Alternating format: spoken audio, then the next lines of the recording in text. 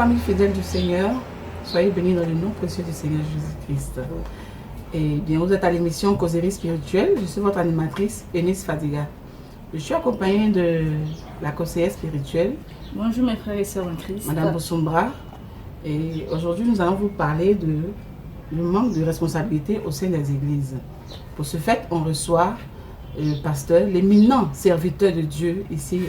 Il va se présenter et puis il va nous expliquer comment faire pour se responsabiliser au sein d'une église.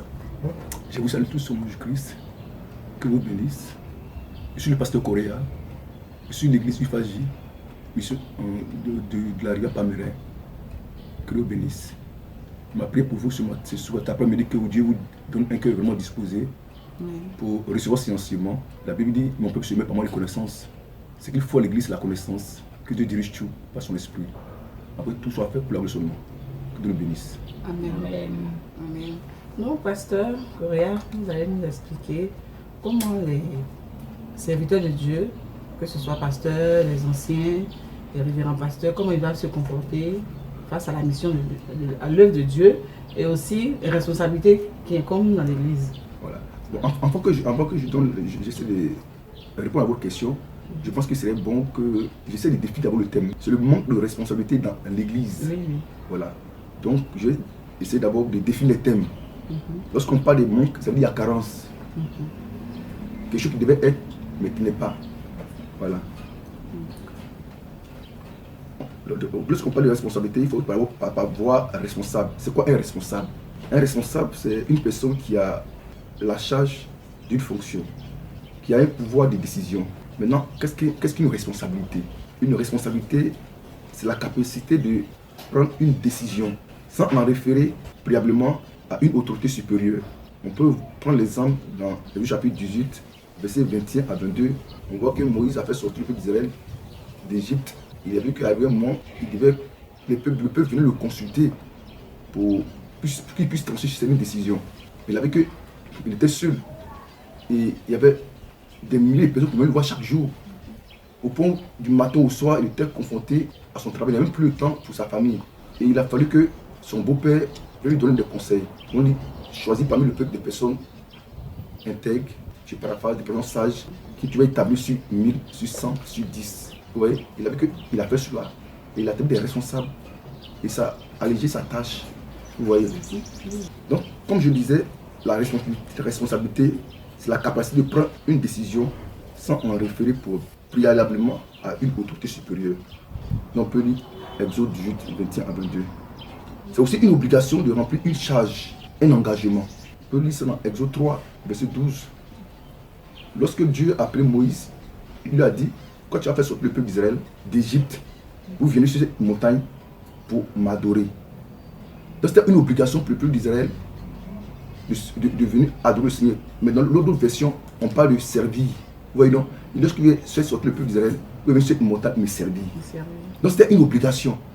Vous voyez, je vous délivre et vous me servez. Et lorsqu'on voit dans le livre de Luc, chapitre 1, verset 74, dans la prophétie du papa de Jean-Baptiste, Zacharie, il dit quoi? Dieu va nous libérer pour que nous puissions le servir. Alléluia. Amen. Donc Dieu nous délivre pour que nous puissions le servir. Dieu nous délivre et quand nous délivre, il nous confie des responsabilités. Dieu nous délivre et quand nous délivre, il nous confie des tâches. Vous voyez? Donc quand on vient dans la main du Seigneur, d'abord on cherche la délivrance. Et en Christ, avec nous sommes libérés la puissance du péché. Nous sommes libérés le péché adamique. Et qu'est-ce que nous devons faire maintenant? C'est servir le Seigneur. Vous voyez? Donc Dieu nous délivre pour que nous puissions le servir. Donc servir Dieu là, avoir une responsabilité de l'Église, c'est une obligation. Vous voyez, c'est une obligation, c'est pas facultatif. Quand tu te délivres, c'est pour le servir. Exactement. Quand tu donnes la vie au Seigneur, c'est pour le servir. C'est vrai que tout le monde n'est pas appelé à prêcher l'évangile. Mais tout le monde est appelé à annoncer l'évangile. Tout le monde est appelé à travailler pour que l'œuvre de Dieu puisse avancer. Tu peux chanter, tu peux balayer, tu peux apporter ton offrande. Toujours est-il que nous devons faire quelque chose pour que l'œuvre puisse avancer. Paul a dit quoi? Il dit malheur à moi si j'annonce pas l'évangile. Donc, on a la responsabilité de travailler pour l'avancement de Dieu. On a la responsabilité d'avoir une responsabilité à l'église. Vous voyez? Donc, servir Dieu, mais avoir une responsabilité à l'église, ce n'est pas facultatif. c'est une obligation. D'accord, c'est clair, c'est vraiment clair. Parce que c'est pas tout le monde qui le sait. Donc aujourd'hui, ça me fait plaisir que vous en parliez. Parce que à d'autres qui ne savent pas ce que c'est que vraiment être responsable d'une église.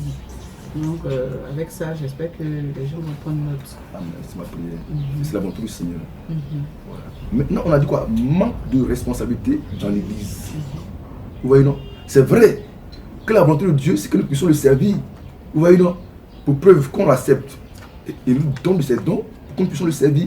Mais malheureusement, qu'est-ce qu'on constate? C'est que dans l'église, c'est une minorité seulement qui sait le Seigneur. Vous voyez, non? C'est une minorité qui sait le Seigneur. Les gens viennent les dimanches, l'église est remplie. Mais quand il s'agit de travail pour que l'œuvre avance, c'est une poignée de personnes. Or, Dieu nous a libérés. C'est pour que nous puissions le servir. C'est pour que nous puissions travailler pour que nous puissions avancer. Mais Dieu nous libère. On vient de l'appeler le Seigneur. Et dans notre esprit, dans nos pensées, c'est que Dieu nous bénit davantage. Non, Dieu me demande du travail. Dieu me demande de mari. Non, Dieu me demande la santé.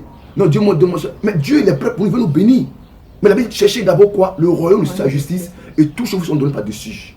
Prenons le cas de Zacharie, le père de Jean-Baptiste. Il a vu que pendant qu'il était jeune, il désirait il servait le Seigneur. Mais il n'avait pas d'enfant. Il n'a pas baissé les bras, il a continué à servir le Seigneur. Non seulement il le faisait, mais lui et sa femme aussi le servaient le Seigneur. Jusqu'à un moment donné, humainement parlant, c'était impossible qu'il ait des enfants. Mais il a continué à servir le Seigneur. Il a dit que pendant qu'il servait le Seigneur, un jour Dieu se réveille à lui par un ange pour dire: Zacharie, j'attends tes prières. C'est pendant qu'il servait le Seigneur que Dieu se réveille à lui et qu'il a ouvert les portes, l'enfantement. Donc j'encourage, j'exhorte mes frères et mes soeurs qui font l'église, qui donnent le vie au Seigneur du Christ, qui sont vraiment nés de nouveau, vraiment à servir le Seigneur.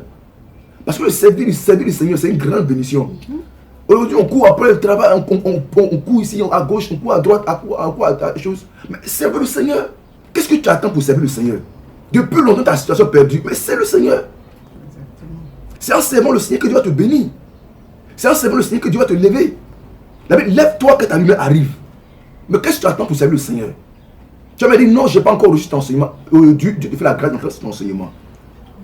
Parce qu'il veut te bénir. Dieu te fait la grâce d'entrer sur ton enseignement. Parce qu'il veut te faire du bien. Mais Dieu ne peut pas le faire s'il n'agit pas selon sa volonté. Et ce qu'il attend de toi, c'est que tu le serves. Les témoins sont tellement légion des personnes qui ont servi le Seigneur, qui ont mis la gloire du Seigneur. Toutes les fois tu sers le Seigneur, mais Dieu tu te sers. Quand tu sers le Seigneur, Dieu te bénit. Quand Dieu te sert le Seigneur, Dieu t'ouvre les portes. Mais nous, on passe notre temps à crier au Seigneur: Seigneur, bénis-moi, Seigneur, bénis-moi, Seigneur, bénis-moi. Mais longtemps tu cries au Seigneur, mais tu vois, ça n'arrive pas. Parce que Dieu attend une chose. Il attend que tu le serves. C'est ça, c'est la volonté pour toi. Dieu nous libère pour qu'on le serve. Qu'il a décidé de libérer Israël. Lorsqu'il vient, tu as fait sortir le peuple d'Israël d'Égypte, vous venez sur une montagne me servir. Je me dis que non, c'est l'Ancien Testament. Mais même dans le Nouveau Testament, dans Luc chapitre 1, verset 14, la prophétie de Zacharie, il dit: Dieu nous délivre pour que nous puissions le servir. Mais ça fait longtemps que Dieu t'a délivré. Tel que non, je suis un malade. Mais c'est pas ça le plus important. C'est que Dieu t'a délivré de la mort éternelle. Que tu as servi Jésus-Christ là. Depuis que tu es né de nouveau. Tu es enfant de Dieu. Donc il t'a délivré de la mort éternelle. Il t'appelle à la vie éternelle. Mais là, Dieu te demande de le servir. Depuis longtemps que tu ne sais pas le Seigneur. Donc bénis-moi cet après-midi, je t'encourage vraiment à servir le Seigneur. Parce que Dieu veut te faire du bien. Moi que tu parles là, quand je suis venu au Seigneur, mais personne ne m'a dit de servir le Seigneur. Enfin, quand tu es vraiment né de nouveau là, tu as le désir de servir le Seigneur. Le problème dans l'église, c'est que beaucoup sont dans l'assemblée, mais ils ne sont pas nés de nouveau. Non, ils n'ont pas ce désir de servir le Seigneur. Ils ne voient pas l'importance de servir le Seigneur. Mais quand tu es né de nouveau, que l'Esprit de Dieu en toi est bouillant en toi, ça te pousse à vraiment servir le Seigneur. Moi, on ne m'a pas appris, on ne m'a pas enseigné à servir le Seigneur, non. On ne m'a pas fait l'enseignement, on m'a pas fait l'enseignement. Je me souviens que quand je donne ma vie au Seigneur, tellement je voulais être consommé dans la parole du Seigneur. Un jour, je me suis levé et dit: bon, je vais à la prière. Et ma grande surprise, les portes sont fermées. Et curieusement, je vois des gens qui sont dans la salle, qui sont en train de prier. Mais ce qui m'a intrigué, c'est que pendant qu'ils sont en train de prier, d'autres sont couchés, d'autres sont en train de pleurer, d'autres sont lamentés, mais la porte est fermée. Et puis je suis parti à la maison. Et le lendemain, quand je viens, Franck, il me dit: c'est quoi les gars faisaient dans la salle là-bas? Il dit: c'est intercession. Il dit: c'est intercession, c'est quoi? Il m'a expliqué. Et puis il dit: moi aussi, il a fait ça. Vous voyez, non? Il dit: moi aussi, il a fait ça. Et quand je me suis engagé une fois, deux fois, j'ai commencé à avoir des visions, des révélations, des songes. Et la première fois, le premier son que j'ai vu, j'en ai parlé à un père spirituel. Il m'a dit: ah, Dieu t'a appelé à l'intercession. Et j'ai commencé à grandir spirituellement. Vous voyez, non? Bien, en servant le Seigneur, on grandit spirituellement. Beaucoup veulent grandir, mais ils ne servent pas le Seigneur. Mais c'est en servant le Seigneur qu'on grandit. Exactement. Si tu veux grandir spirituellement, il faut grandir. Il faut servir le Seigneur. Parce qu'en servant le Seigneur, tu apprends. En servant le Seigneur, tu te consacres. C'est-à-dire que tu fuis le péché et tu te mets à part pour le Seigneur. Même les dîmes, on parle. Moi, j'ai vu ça à l'église. Et puis il a demandé à un frère, j'ai dit c'est quoi? Il m'a dit c'est dîme. Et puis j'ai commencé à payer ma dîme. J'ai commencé à payer ma dîme. Et quand Dieu m'a appelé, il dit, ah, comme je suis passé, pas payer ma dîme. Dieu m'a dit, il faut toujours payer ta dîme. Vous voyez? Et quand il finit le corps pastoral, on dit qu'il est parti en étoile pour faire le Dieu. Mais nous, à Abidjan, mais quel jeune veut partir? Quel jeune qui a le désir d'aller à l'intérieur pour faire le Dieu? Tu es pasteur, avec Papo, avec les bancs, tout ça. Mais quel jeune? On dit qu'il est parti à l'intérieur. J'ai dit, moi, je vais partir à l'intérieur pour faire le Dieu. Vous voyez, non? Je me suis engagé parti à Glaou pour servir le Seigneur. Quand je suis arrivé, c'était l'église, c'était Papo.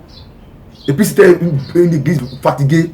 Mais quand je suis arrivé, moi, c'est pas, je n'ai jamais fait la menuiserie, j'ai jamais construit une maison. Mais je me suis mis à l'œuvre. Avec les fidèles, on partait, le mari, ma diaconesse, parce que les gens ne veulent pas le servir le Seigneur. C'est moi le pasteur. Et le mari diaconesse, on partait dans la brousse, on coupait les bois, il coupait et puis on transportait. Vous voyez. Et puis il y a un tonton à l'église là-bas qui a eu le mari de la diaconesse dont il parle là. Il a eu un peu d'argent. Donc il a eu son argent, il a payé sa dîme. Mais moi j'ai pas pris la dîme. J'ai pris la dîme, je suis allé payer les tam-tams, restaurer les tam-tams. Vous voyez non? Donc les gens étaient étonnés. Et puis construire l'église, j'ai eu un peu d'argent, j'ai donné ma part de contribution, 14 000 francs. Je suis là-bas. Et un jour, il y avait une soeur qui est décédée. Permettez que je rentre ce témoignage encore. Une soeur qui est décédée, elle était d'église à Abidjan. On devait la transporter au village. Bon, comme moi je suis sur la tête sur la zone, j'étais censé aller là-bas aussi avec le groupe musical pour faire la veille de prière. Donc je suis allé voir la diaconesse pour prendre l'argent avec elle. Vous voyez non? Mais le Seigneur me dit, ah, mon petit, il ne faut pas prendre l'argent à la diaconesse. Il faut prendre ton argent pour servir, pour payer le transport. Ah, comme moi je devais me marier, commencer à économiser, il y a 4 000 francs, un truc comme ça. Donc il a cotisé qu'il y en a 4 000 et 6 000, un truc comme ça. Mais le Seigneur me dit, prends ça pour payer le transport des fidèles. Il dit, Seigneur, tu me dis que c'est difficile.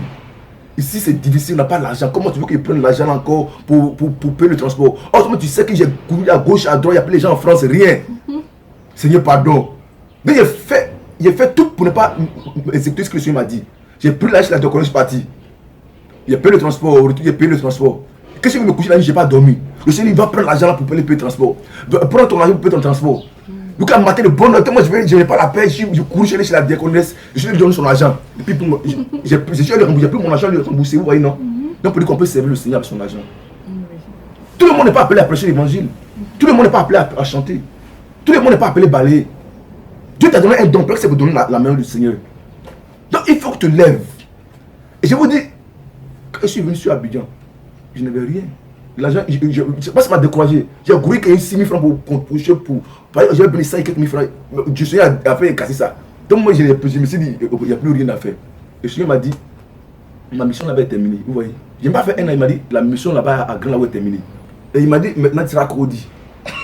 Il dit que Dieu m'a dit, tu seras Cody. Elle ne croyait pas. Elle a ri un peu là. Elle dit, c'est les grandes coloris. Ça va mieux. Vous voyez, non? Les pasteurs, je ne l'ai pas dit, c'est pas un truc qui était orgueilleux. Au moment où elle était pour faire le Dieu, puis moi je viens, j'ai dit, Dieu m'a dit, la mission est terminée. Je parlais du Cody. Parce que le Cody, c'est grave. Ou il dit que notre Dieu m'a dit de venir à Abidjan, j'ai des problèmes. On m'a coupé les vivres, je n'ai rien à manger. Rien. Mais c'est du Cody, c'est que vraiment, c'est grave. Donc elle, je lui ai dit, elle ne croyait pas. J'ai dit aussi la chose de qu'elle ne croyait pas. Et puis elle était là, il y a un frère qui me dit, ah, tu te maries, oui. Donc c'est comme il dit, c'est 120 000 francs. J'ai dit, il faut passer pour ta prendre l'argent. Il a causé 120 000 francs pour me donner. Dieu est merveilleux, il est merveilleux. Ouais. C'est parce qu'on hésite. C'est ça le problème. En fait, quand tu sais le Seigneur, Dieu te sait. Oui, Dieu te donne. Tu limites. En fait, les gens ont l'habitude de limiter Dieu. Voilà. Dieu peut tout faire. Dieu peut tout faire. Et il veut faire tout dans nos vies. Il veut voir le peu que tu as là. Il veut voir ce qu'il Voilà. va donner pour faire quelque chose. Parce que Dieu nous donne là. Comme don, comme talent, comme argent là. C'est pourquoi on investit dans son royaume. Voilà. Vous voyez non? Maintenant on va garder ça nous-mêmes. On va s'approprier ça. Alors que l'œuvre doit avancer. Tu as plein de trucs du Seigneur dans tes mains là. Mais c'est à la disposition de l'église. Ouais. Tu as les dons de prophétie. Tu as les dons pour prier pour les malades. Tu es appelé à chanter. Mais c'est à la disposition du Seigneur. Les gens sont assis. Hein, tu es assis sur les dons. Et puis le Dieu est là, ça avance pas. La Bible dit malheur à ceux qui font le Dieu à négligence. Mon frère, il ne faut pas négliger le Dieu. Tu nous vois la gloire du Seigneur là. C'est vrai, il faut prier, il faut gêner, il faut faire ça. Mais ce que Dieu a mis en toi comme talent, il faut mettre ça à la disposition de l'Église.